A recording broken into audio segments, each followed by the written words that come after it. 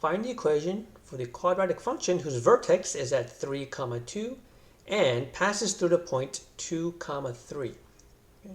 Now we don't really need to sketch this out if you don't want to, okay, but we'll do a rough little sketch. Okay, so we know that the vertex is at 3, 2, so we'll mark that point there. That's the vertex. And we know the point is 2, 3, right? So if the vertex is here, right, but a point on the graph is there, right, then we know that we're going to have this U shape that goes upwards, right? And this sort of helps us because we know that A should be positive, right? So you definitely want to make sure, right, at the very end, right, that the leading term is positive. Okay, so we know that the vertex form of a parabola is y equals a x minus h squared plus k. So really what we want to do is we want to find h, k, and a.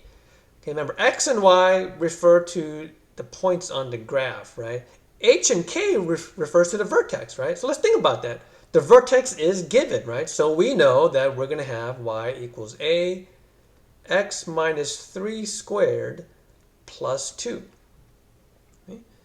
So you realize, wait a minute, how do I find the value of a?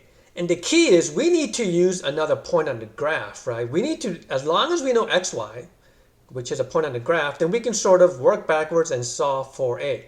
Well, look, another point is known, right? This x and y value. Let's go ahead and plug those guys in, right?